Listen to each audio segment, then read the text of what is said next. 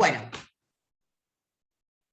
en esta clase lo que vamos a intentar es trabajar de forma ordenada el texto de Hart, cuyo título es Derecho y Moral, contribuciones a su análisis. En esta reunión están las comisiones de la noche 6006 y 6007, y también se invitó a la comisión de la mañana, la 6000. Si bien estamos trabajando sobre textos distintos, o sea, a la mañana estamos trabajando sobre Nino y a la noche estamos trabajando sobre Hart, la temática es la misma y estos autores conversan permanentemente. Este es un texto complejo, ya lo dije, creo. Es un texto complejo porque es un texto de lenguaje filosófico. Este es un texto filosófico. Bienvenidos. Ahora, es accesible y entonces voy a intentar ser facilitadora. Ya les propuse una guía de preguntas. ¿Hay alguna duda puntual a la luz de esa guía que yo propuse? ¿Cómo me asusta este silencio? Sí, Ninguna. profe, tengo una duda. Ay, Mario, No sé si se cómo me me escucha gusta que bien, tengas dudas. Dale. porque estoy en el trabajo y tengo los auriculares, pero tengo una duda con un par de consignas. A ver, que les dejo acá. Bueno, a ver, si son dudas con un par de consignas, vamos a hacer lo siguiente. Yo voy a presentar el texto, simplemente lo voy a presentar. Una vez presentado, vamos a recorrer todas esas preguntas y Mario va a ir observando sobre cuáles hay alguna complejidad. ¿Sí? ¿Qué quiero decir de este texto? Y acá atiéndanme todos, también los de la mañana en este sentido. El positivismo sufre una crisis importante, como toda teoría, como toda ciencia. O sea, hay un paradigma que sufre un cambio sustancial, absoluto, después del 45. Esto lo hemos trabajado con todas las comisiones. O sea, este hecho propone una ruptura con ese paradigma que habíamos alcanzado a partir de la Revolución Francesa y que tiene que ver con pensar que los sujetos estamos siendo gobernados por acuerdos racionales, ¿sí? Que somos sujetos racionales, que nos movemos a partir del razonamiento. Y esto se rompe y explota, porque la razón nos lleva a una masacre, ¿no? Este es el dolor que surge en términos filosóficos. Aparece entonces toda una corriente de pensamiento que está poniendo en jaque la razón. ¿Sí?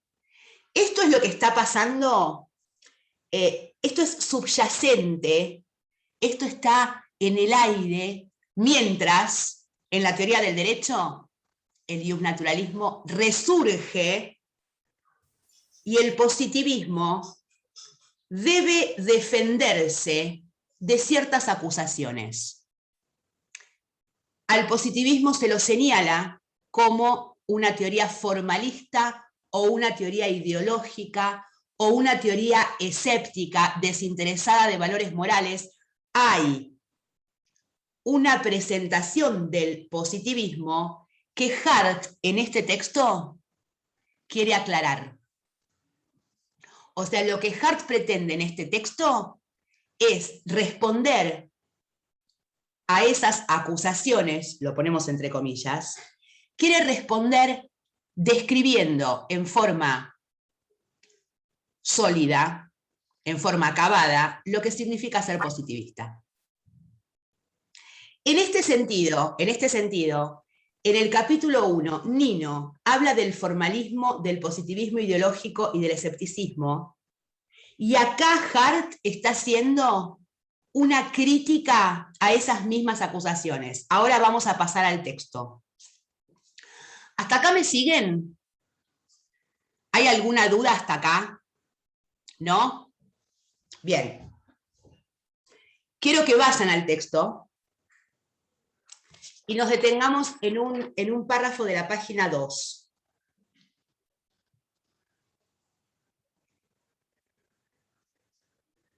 Y fíjense qué dice.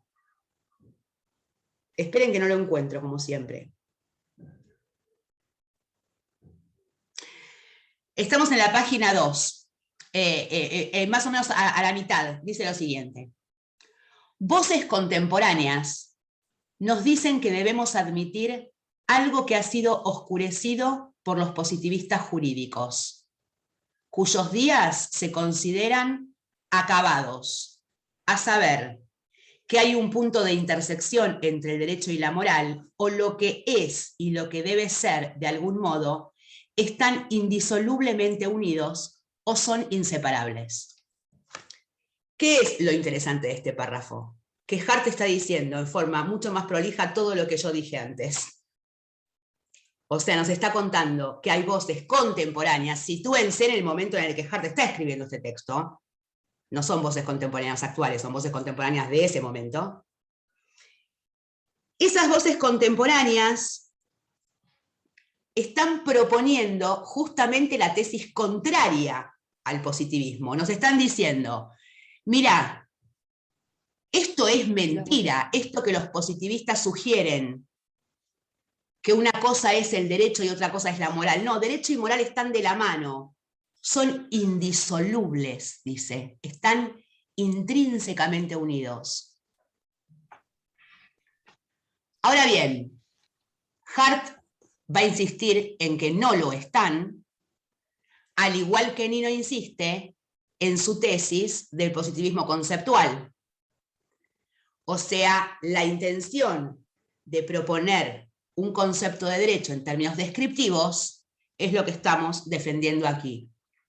Ahora aparecen entonces los argumentos que Hart nos va a dar al respecto.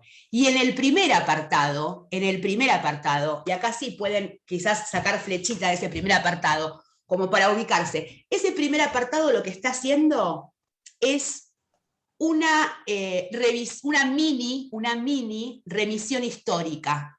O sea, nos está proponiendo situar a los exponentes del positivismo en un contexto histórico-social, ¿no? O sea, ¿esto por qué? Porque es importante comprender cuál era la concepción filosófico-política de estos teóricos positivistas, le hace Benjamin Austin. En el segundo apartado, denme un minuto.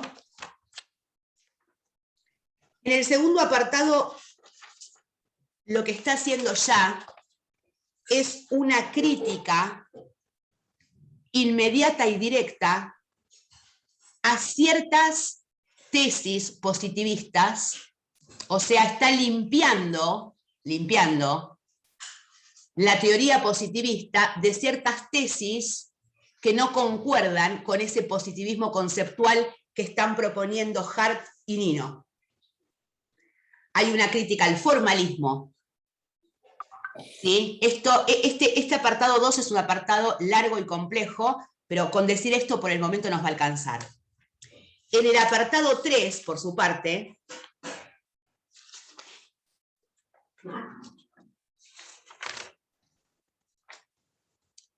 va a interpelar o va a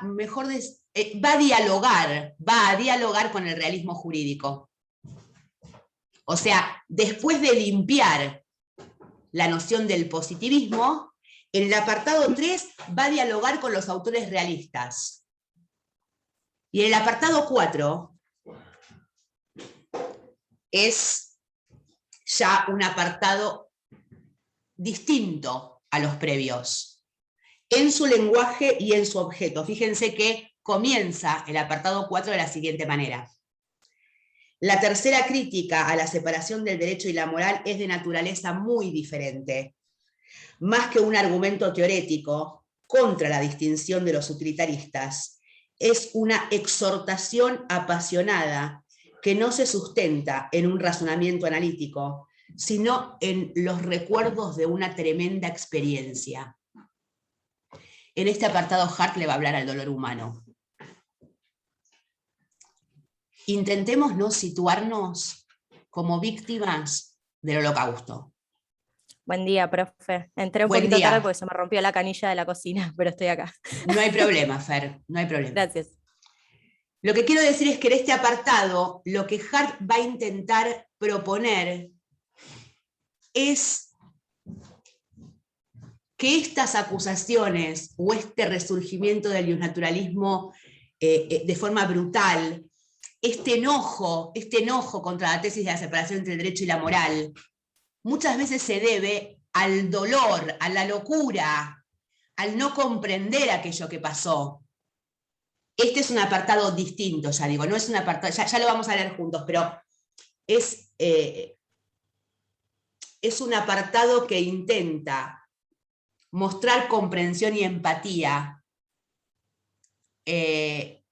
y también nos invita a pensar a nosotros, otra vez, el no confundir una separación conceptual de otras relaciones. O sea, Hart en este apartado va a dejar en claro que el derecho y la moral tienen relaciones muy importantes entre ellos y permanentes. Sin embargo, va a seguir manteniendo esta propuesta de independencia conceptual. Bueno, hasta acá, ¿hay algún problema?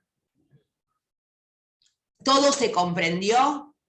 Bueno, entonces vamos a Mario. Mario era, ¿no? Mario, te invito a que nos propongas a ver alguna de las dudas. Si vas en orden, mejor, o sea, de las primeras guías o primeras preguntas, en forma cronológica, digamos. Sí, la primera es en el apartado, la consigna número 2,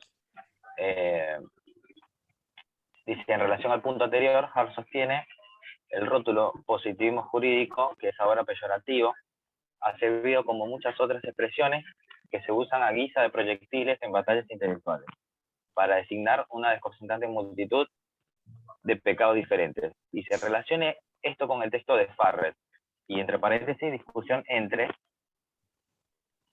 Ahí, según la duda, el texto de Farrer se remite a dos autores también, ¿no? A Schmidt y Kelsen. Sí, pero no estás leyendo el texto, o sea, el texto de Farrer, el que yo les pido que relacionen con este, es el que se llama Discusión entre el positivismo y el iusnaturalismo jurídico, o Discusión entre el iusnaturalismo y el positivismo. Es un texto que fíjense que está en la comisión de la mañana, está en el campus, en documentos, en la comisión de la noche también. O sea, es uno de los textos de lectura obligatoria. ¿Por qué pido que hagan esta relación? Porque fíjense que Hart está diciendo, en otras palabras, lo mismo que dice Farrell cuando propone una versión dramática y una versión desdramatizada de la diferencia entre iusnaturalismo y positivismo. Bueno, esto de la única forma que podemos resolverlo es leyendo ambos textos, ¿no? Pero acá, ambos autores nos están proponiendo que ciertas versiones del positivismo responden a una dramatización, a una caricatura por parte del iusnaturalismo respecto al positivismo.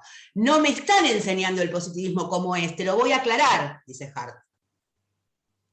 No dramaticemos, porque me estás proponiendo al positivismo como un formalismo cual deducción lógica, o me estás proponiendo al positivismo como un tipo que dice que hay obligación moral al derecho, o me estás proponiendo al positivismo como...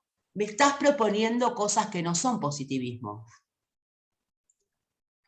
Esto es lo que hacen los dos autores en ambos textos. Resolver confusiones. Nos van a decir en síntesis, ser positivista en esta línea conceptual, línea que por otra parte siguen todos los autores que pueden interesarnos en teoría del derecho, implica advertirlos de que el positivismo no es la tesis que propone el formalismo, no es la tesis que propone el positivismo ideológico, no es necesariamente una doctrina cuya tesis ética es el escepticismo moral. Es algo distinto. Porque no te voy a proponer la operación judicial como una operación lógica, tampoco te voy a proponer la obligación moral de obedecer al derecho, y tampoco te voy a contar que los autores de teoría del derecho tienen todos una tesis de escepticismo moral en la cabeza, porque es mentira. Yo, por ejemplo, no la tengo, dice Nino. Hart no sé. ¿Se entiende? Mario, para esto simplemente hay que ir a los dos textos y pensar. ¿Se entendió, no? Bueno, a ver, Entendió sigamos. perfectamente, sí. ¿Sí? ¿Se entendió? Sí. Sigamos con las dudas, a ver. Espero que Mario no sea el único que tiene dudas, habiendo sido advertidos de que traigan dudas a la clase. A ver, Dani. Sí, justamente en esta guía, tengo de las dos guías dudas. Bueno, mejor. Pero en esta hay un punto, el punto 13, donde dice desarrolle lo propuesto por Hart como problemas de la penumbra, relacione con unidad 1, lenguaje. Esto sería con Olive Cronal, yo lo relacioné cuando, yo lo relacioné en este caso, como que el problema de la penumbra es que el lenguaje en este caso no ha sido tecnificado. O sea... A ver, la duda de Daniela es una duda que todos los que están en comisiones de la noche tienen que haber tenido, porque no hemos trabajado este concepto. A la mañana, en cambio, sí. Voy a intentar explicar a qué se refiere. No es algo tan complicado, pero tiene que ver con la vaguedad del lenguaje. Daniela trae a Olive Crona, y Olive Crona por supuesto que nos va a ayudar, pero no trabaja específicamente esta cuestión. ¿A qué Hart está llamando zona de penumbra? Les voy a poner un ejemplo bien tonto para que entendamos a qué nos referimos. Profe, ¿le paso una consulta con esto? Pero claro. Yo lo interpreté como un vacío, como similar al vacío legal. ¿Puede ser que sea similar a eso? No, señora, no es similar a eso. Ok, entonces ahí va. No, pues yo creía que estaba clarísimo, pero no. Bueno, porque, a ver, está bien que hayas caído en un vacío, que se te haya presentado la sensación de vacío, pero no estamos hablando del vacío legal cual laguna. ¿Profe? Sí, Mati. El tema del, ¿cómo le va? El tema de los términos en zona de penumbras, la profesora recién había hablado del tema del calvo, había dado como ejemplo el calvo. Bueno, ese es el ejemplo que da Hart, exacto. Vamos a revisar ese ejemplo y algún otro, pero quiero que comprendan su concepto teórico. O sea, cuando hablamos de zona de penumbra, estamos refiriéndonos a algo que se llama vaguedad del lenguaje. ¿Sí? Vaguedad. Cuando pensamos nosotros en las palabras, hay palabras que se caracterizan por lo siguiente. Atención acá. Se caracterizan por ser aplicadas sin problema alguno en determinada instancia y con duda respecto a su aplicación en otra. Ejemplo. Vamos a traer el ejemplo de Hart, al que remitió Siena. Yo tengo un amigo que tiene 3 pelos en la cabeza. ¿Es pelado? Sí y no. Porque sí tiene y no. Pelo, pero ¿cuánto? A ver, Fer dijo sí y no. Y Fer dijo sí y no, porque lo cierto es que no es pelado en términos literales. Porque el pelado es el que no tiene ningún pelo en la cabeza y este pibe tiene 3. Ahora, ¿somos tan literales nosotros al momento de aplicar la palabra? Porque para todos es el pelado. Pero no me parece el mejor de los ejemplos. Voy a proponer el ejemplo que a mí me propusieron cuando yo ocupaba el lugar que están ocupando ustedes. Entonces apareció en el aula un loco de Atar, cuyo nombre es Carlos Vigali, y si pueden encontrárselo en algún aula, no dejen de cursar con él. Está en el CPO ahora. Apareció con un balde lleno de tizas. En esa época los pizarrones eran de tiza. De tiza y corazón, ¿se acuerdan la canción? Bueno, alguna se rió por ahí porque tiene miedo. Leti. Bueno, de tiza y corazón, Leti. Entonces dice, acá hay un montón de tizas. El balde estaba repleto de tizas. Pregunta, dice, ¿hay acá un montón de tizas? Y todos al unísono. Sí, chiquita era yo ahí. Empezó a sacar tizas. Y siguió preguntando, ¿y ahora, hay acá un montón de tizas? Sí, y siguió sacando. ¿Y acá? Sí. Ya alguno empezó a decir que no. O sea, esto es técnico, hay un núcleo duro de significado. ¿Qué significa esto? Que el núcleo duro de significado, en este caso que estamos jugando, es el balde repleto de tizas. Porque en este momento nadie duda de aplicar la palabra mucho.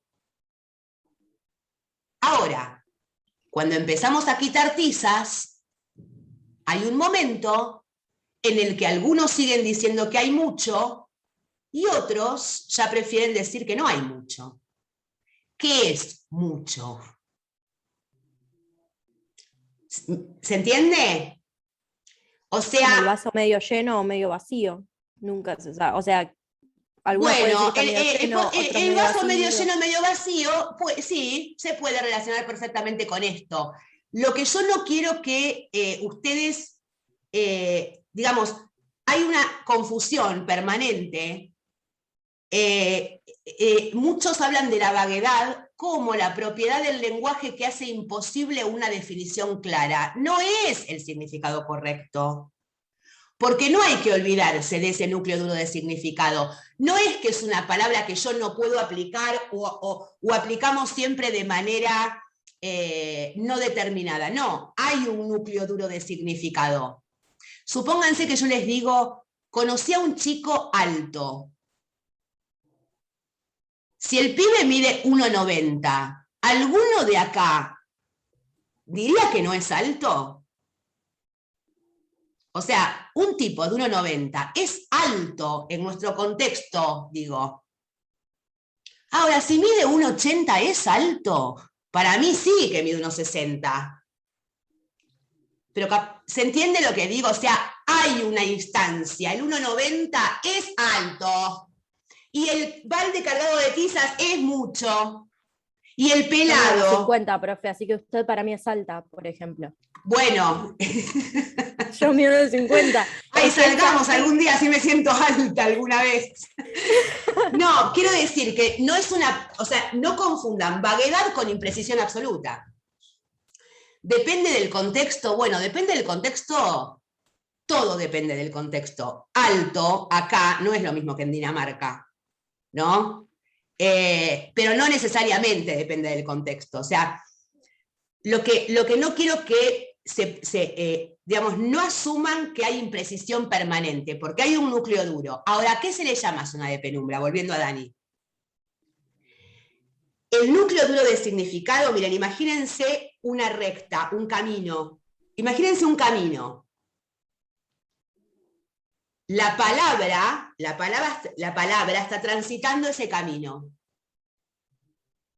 Hay un núcleo duro de significado donde la palabra se planta y se aplica sin problema, con acuerdo. El alto de 1,90. Ahí tenemos luz. El camino está iluminado, sé que ahí aplico. Ahora, hay un momento en el que esa luz empieza a diluirse y por eso se habla de la zona de penumbra. Porque ya no tengo tanta claridad para aplicar esa palabra. Entonces, esa zona de penumbra es ese lugar en el que algunos siguen aplicando muchos y otros no, o donde está mi amigo con 3 pelos. ¿Me siguen? ¿Se entiende? O sea, pelado aplica sin ningún tipo de desacuerdo en la cabeza sin pelo ninguno. Ahí nadie va a decir que la palabra pelado no aplica. Ahora, basta que yo le ponga un pelo para que entre en la zona de penumbra. Porque también hay cierta razonabilidad en entender que se le llama pelado al tipo de 3 pelos. O sea, hay un uso. Recuerden el criterio de uso, ¿no? El interés que tenemos en el lenguaje en cuanto a cómo es usado. ¿Dani, se entendió esto? Bueno, ahora, ¿por qué esto? ¿Por qué esto? En Hart. A ver si, Dani, vos tenés bien determinado dónde está esto? Porque me interesaría... ¿En el texto? Sí. Bueno, ahora lo vamos a... No, porque me interesaría contextualizarlo en el texto. Sí, recuerdo, no me acuerdo en qué apartado está. Bueno, ya lo vamos a encontrar. Bueno, ¿alguna otra duda hasta acá? ¿Ninguna? ¿Alguno tiene la guía de este texto consigo? Bueno, vamos a leer con onda, punto por punto. Yo voy a ir deteniéndome solo en algunos, ¿sí? O ustedes se detienen y me detienen al momento de presentarse alguno que creen que no podrían resolver o que no han entendido, ¿sí? ¿Cuántos escondidos que hay? ¿No se quieren mostrar el sábado? Bueno. No favorece la mañana. Ay, bueno, pero por favor, somos todos lindos. Ay, chicos, a mí me gusta más la luz natural. La prefiero. Igual estoy despeinada, perdón, se me rompió la canilla. Estoy justificada. Tiene que ver que esté despeinada con que se te rompió la canilla. Porque no tuve tiempo de peinarme. Ay, no tengo cámara, dice Fernando. Bueno, no importa. Bueno, ojo con la cámara para los días del parcial, ¿eh? Ahí tienen que procurar una cámara sí o sí. Bueno, vamos, ¿no lo encontrás, Dani? Bueno, ahora lo vamos a buscar. Sí, está en el apartado 3, en la zona de penumbras, pero... Bueno, ahora lo busco. Bueno, a ver, ¿quién lee punto por punto? Cualquiera que la tenga, a ver.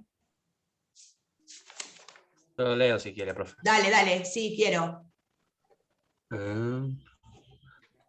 Bueno, el primer punto, contextualiza el texto. Luego atienda a lo siguiente. Voces contemporáneas Bueno, acá dicen que... esto lo salteamos, es de lo que hablamos recién, ¿no? Yo los invito al mismo párrafo que los invité hoy, porque es el párrafo que contextualiza el texto, ¿sí? Dale, Ron. Bueno, después hay una pregunta que dice a qué voces contemporáneas refiere esto. Bien. Segunda, en relación al punto anterior, Hart sostiene, el rótulo positivismo jurídico, que es ahora peyorativo, sí, ha servido como muchas otras expresiones que usan a... Bueno, esto, perdón que interrumpa, pero así vamos rápido. Esta es la duda de Mario, que ya resolvimos, ¿sí? La relación entre Hart y Farrell. Dale, continúa. Tercera, Hart alude especialmente a dos autores cuyas tesis sostenían la separación entre el derecho y la moral. Nombre y contextualice. Bueno, creo que en la clase pasada ya los habíamos nombrado, Benham y Austin. Benham y Austin, que son teóricos del derecho, pero sobre todo filósofos morales. ¿Qué significa ser filósofo moral? Pensar, ¿se acuerdan del texto de Bobbio? Pensar en aquella dimensión que es una dimensión axiológica. O sea, Benham y Austin están pensando en qué es moralmente correcto. Y en este sentido, los dos sostienen la tesis del utilitarismo. ¿Qué es el utilitarismo? Una doctrina moral pone la siguiente tesis. Un acto es moralmente correcto si beneficia a la felicidad general, si maximiza el bienestar general. O sea, yo actúo en forma moralmente correcta si mi acción maximiza el bienestar general. ¿Es loca esta teoría? Loquísima. ¿Por qué? Porque es complicado pensar un mundo en el que los sujetos, nada menos que los sujetos, se comprometan con esta tesis. ¿No? Ninguno de nosotros debería haber estudiado Derecho, por ejemplo. Cualquier utilitarista contemporáneo nos diría, no estás maximizando el bienestar general con tu título. Le estás jodiendo la vida al Estado. Anda a estudiar ingeniería. ¿Se entiende? O sea, es una tesis muy interesante en términos de lógica y de comprensión. Es muy del sentido común en algunos ejemplos. María siempre da el caso del tranvía y del trasplante. No sé si lo trabajó ya con ustedes. Ya vamos a ver en la segunda parte esto. Pero quiero decir, son autores que, por eso Hart remite al utilitarismo cuando los nombra, porque son los fundadores de esta doctrina que se llama utilitarismo moral, que en la segunda parte de la materia la vamos a desarrollar. Le digo a los chicos de la noche esto. Bueno, ahora tanto Bentham como Austin, al momento de hacer teoría del derecho, sobre todo Austin, insistieron permanentemente en esta separación del derecho y de la moral, pese a que nos están ofreciendo una teoría objetivista moral. O sea, me están diciendo, hay una tesis sobre lo moralmente correcto. Esto es bastante interesante, ¿no? Mientras me dice que hay algo que es moralmente correcto, me dice, pero esto te lo defino independientemente a lo jurídico. ¿Me siguen? En el texto está, esta es la intención de Hart. Continúe, Rodrigo. Se va a cortar, bueno, ahora cuando faltan 4 minutos, pero ahora quiero decirles cuándo volvemos, porque así no perdemos la grabación. Dale, Rodrigo, la próxima. Bueno, seguiría, ¿qué principios han defendido los autores citados en respuesta anterior en términos filosóficos políticos? Enuncie. Bueno, acá Hart enuncia varios puntos en este sentido. Lo importante es pensar que estos positivistas, que está nombrando Hart como, digamos, el inicio del positivismo moderno, si se quiere, son defensores y activistas políticos de nuestras prerrogativas primeras sobre derechos civiles y políticos. O sea, son tipos que están peleando activamente por la conquista de los derechos, como libertad de expresión, libertad de prensa, participación política, prohibiciones por parte de los ciudadanos de ciertas intromisiones del Estado. O sea, son autores que están proponiendo principios como el de legalidad. A Bentham muy posiblemente lo vean en derecho penal. O sea, están trabajando todos esos principios que hoy abriga cualquier derecho constitucional. El principio de legalidad, de defensa, libertad de expresión, libertad de prensa. Bueno, a ver, ¿alguien levantó la mano recién o estoy loca? Bueno, sigamos, Rodrigo. Bueno, la quinta es, Hart transcribe a Austin de la siguiente manera. Una cosa es la existencia del derecho, otra su mérito o demérito. Un tipo de investigación conduce a saber si es o no es. Para saber si se adecua o no a un patrón asumido, hace falta una investigación diferente. Explica el transcripto relacionado con Bobbio. Bueno, porque acá también, tanto como Farrell y Hart se dan la mano en ese párrafo que habla de las voces contemporáneas, en relación a lo dramático y desdramatizado. Acá Hart está diciendo lo mismo que nos dice Bobbio cuando nos pide que diferenciemos los ámbitos de la filosofía del derecho. O sea, nos está diciendo, mira, Laura, me está diciendo tanto Hart en este párrafo como Bobbio. Mira, hay una cosa que es aquello que en el mundo se te presenta. El mundo de los hechos, el mundo que es. Ahora, tu vida no se agota ahí porque vos tenés expectativas, tenés ideas, tenés ideales. Y en tu cabeza hay una idea del derecho que más te gustaría, o de la profesora que quisieras ser, o del amor que quisieras tener. O sea, hay 2 planos que están jugando permanentemente en nuestras vidas. El mundo de los hechos y el mundo de los ideales. Cuando digo mundo ideal, no estoy diciendo utopías, huevadas, no.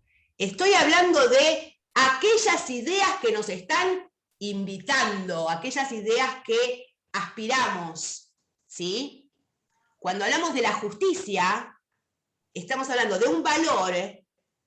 Vamos a volver 11:15, ¿sí? 11:15 volvemos.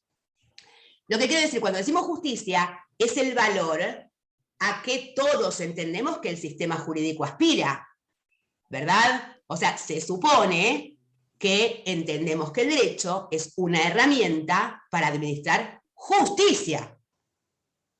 Ahora, ¿el derecho administra la justicia tal como nosotros quisiéramos? La respuesta es que no.